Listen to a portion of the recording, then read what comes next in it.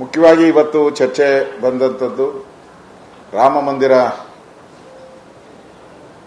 ನಿರ್ಮಾಣ ಮಾಡುವಂತ ಒಂದು ನೇತೃತ್ವವನ್ನು ನರೇಂದ್ರ ಮೋದಿಯವರು ತೆಗೆದುಕೊಂಡು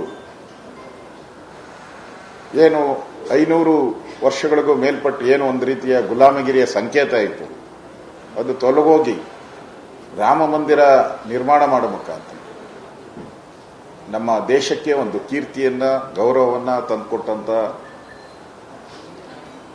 ಪ್ರಧಾನಿ ನರೇಂದ್ರ ಮೋದಿ ಅವರಿಗೆ ಅಭಿನಂದನೆ ಸಲ್ಲಿಸುವಂತ ನಿರ್ಣಯಕ್ಕೆ ಎಲ್ಲರೂ ಸರ್ವ ಒಮ್ಮತವಾಗಿ ಜೈ ಶ್ರೀರಾಮ್ ಅಂತ ಘೋಷಣೆ ಕೂಗುವ ಮುಖಾಂತರ ಎಲ್ಲರೂ ಕೂಡ ಸಹಮತ ವ್ಯಕ್ತ ಮಾಡಿದ್ದಾರೆ.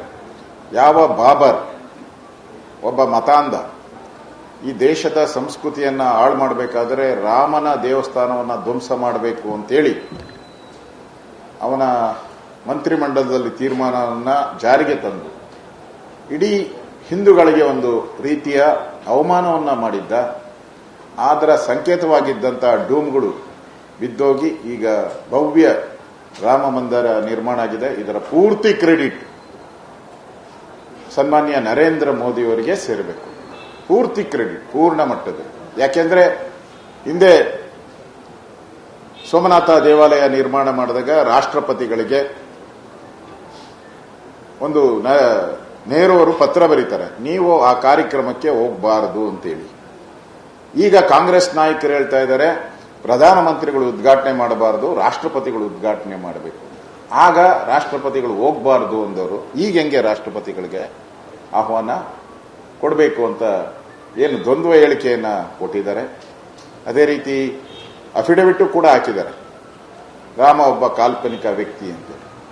ಇದೇ ಸಿದ್ದರಾಮಯ್ಯನವರು ಹಿಂದೆ ವಿರೋಧ ಪಕ್ಷದ ನಾಯಕರಾಗಿದ್ದಾಗ ಇದು ಡಿಸ್ಪ್ಯೂಟೆಡ್ ಲ್ಯಾಂಡ್, ಇಲ್ಲಿ ರಾಮ ಮಂದಿರಕ್ಕೆ ನನ್ನ ಒಪ್ಪಿಗೆ ಇಲ್ಲ, ಆದರೆ ಸುಪ್ರೀಂ ಕೋರ್ಟಿನ ಪಂಚಪೀಠ ಇದು ರಾಮ ಮಂದಿರ ಅಂತ ಡಿಕ್ಲೇರ್ ಮಾಡಿದೆ, ಆದರೂ ಕೂಡ ನನ್ನ ಲೆಕ್ಕದಲ್ಲಿ ಇದು ಡಿಸ್ಪ್ಯೂಟೆಡ್ ಲ್ಯಾಂಡ್ ಅಂತ ಹೇಳಿದ್ದಾರೆ.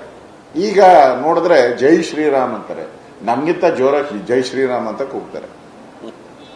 ಮತ್ತೆ ನನ್ನ ಹೆಸರಲ್ಲೇ ರಾಮ ಇದ್ದಾರೆ ಅಂತಾರೆ.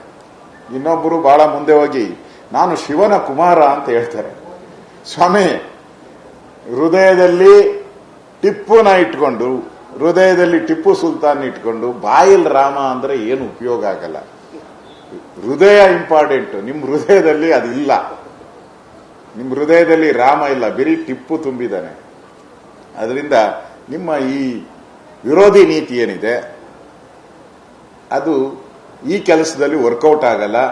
ಈ ಒಂದು ರಾಮ ಮಂದಿರ ನಿರ್ಮಾಣ ಮಾಡಿದ್ದ ಪೂರ್ತಿ ಕ್ರೆಡಿಟ್ ಈ ದೇಶದಲ್ಲಿ ಯಾರಿಗೂ ಸಲ್ಲಬೇಕು ಅಂದ್ರೆ ಅದು ಮೊದಲನೇದಾಗಿ ನರೇಂದ್ರ ಮೋದಿ ಅವರಿಗೆ ಮತ್ತು ಎಲ್ಲ ನಮ್ಮ ಕರಸೇವಕರು, ಯಾರ್ಯಾರು ಕರಸೇವಕರು ಹೋಗಿದ್ರು, ಸುಮಾರು 7 ಲಕ್ಷ ಜನ ಕರಸೇವಕರು ಹೋಗಿದ್ರು, ಅವರಿಗೆ ಸಲ್ಲಿಸಬೇಕು. ಮತ್ತು ಕೋರ್ಟ್ ಅಲ್ಲಿ ನಮ್ಮ ಪರವಾಗಿ ಚಪ್ಪಲಿ ಧರಿಸದೆ ವಾದ ಮಾಡಿದ್ರಲ್ಲ ನಮ್ಮ ಪರಶರಣ್ ಅವ್ರ ಬಗ್ಗೆ ನಾನು ಆರ್ಟಿಕಲ್ ಓದ್ತಾ ಇದ್ದೆ. ನಾನು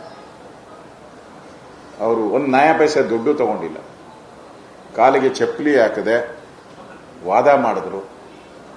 ಅವ್ರಿಗೆ ಈ ಎಲ್ಲ ಕ್ರೆಡಿಟ್ ಸಲ್ಲಬೇಕು. ಇದನ್ನ ಏನೋ ಜೈ ಶ್ರೀರಾಮ್ ಅಂದ ತಕ್ಷಣ ನಿಮ್ಗೇನು ಬರಲ್ಲ, ಅದನ್ನ ಕಾಂಗ್ರೆಸ್ ಅವರು ಅರ್ಥ ಮಾಡ್ಕೋಬೇಕು.